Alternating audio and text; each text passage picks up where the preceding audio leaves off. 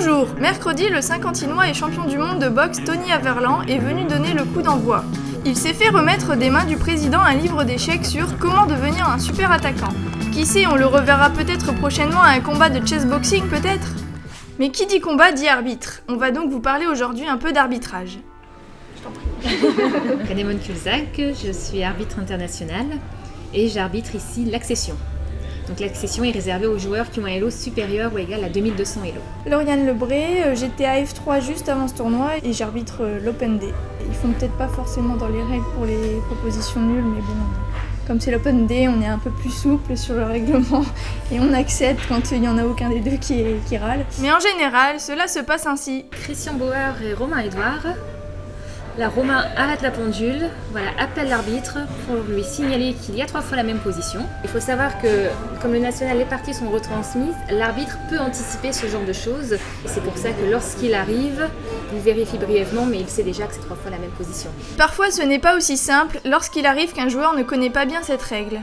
C'était, il me semble, à la ronde 2. Le joueur, donc, voulant réclamer la nulle, a arrêté la pendule, m'a appelé en me disant « je vais jouer ce coup, ça va provoquer 3 fois la même position », mais il ne l'avait pas écrit. Le deuxième n'était pas d'accord parce que, alors sa justification, c'était qu'il n'avait pas noté le coup. Dans la configuration actuelle, je ne pouvais pas accorder la nulle, qu'il fallait d'abord qu'il écrive son coup, qu'il arrête la pendule, qu'il m'appelle, que je vérifie qu'il y ait 3 fois la même position ou non.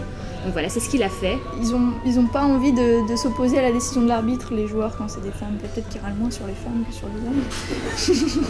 Parallèlement au championnat, j'ai animé 2 stages d'arbitrage, un stage S2 et un stage S4 qui s'adressaient à des joueurs qui n'étaient pas encore arbitres. Et là, ça a été un succès, j'ai vraiment eu 10 participants. Le matin, ils suivaient le stage d'arbitrage et l'après-midi, ils jouaient. Je pense qu'ils doivent être bien fatigués. Donc là, je viens tout juste d'avoir mon titre d'AF2. Donc la prochaine étape, ce serait le titre d'arbitre FID. Donc en étant arbitre FID, on peut devenir arbitre principal d'un tournoi où peuvent se jouer des normes. Alors qu'en étant AF2, on ne peut pas arbitrer en tant qu'arbitre principal un tournoi à normes.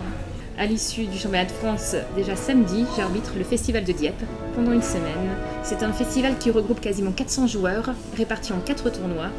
Vous aurez donc le plaisir d'y retrouver Anémone, mais moi je vais prendre un peu de repos. En attendant, revoyons les scores des nationaux après la 10e ronde. Christian Bauer et Tigran Garamian sont en tête juste devant Étienne Bacrot. À suivre la partie décisive Bacrot-Garamian. Dans le national féminin, Almira Skripchenko a un point entier d'avance sur ses poursuivantes, Sophie Millet et Nino Mesuradze. Cette dernière ronde s'annonce passionnante avec peut-être des départages. Et on laisse le mot de la fin à nos confrères arbitres. Ça va être la dernière journée la plus dure. Après, faudra chaquer dedans, comme on dit.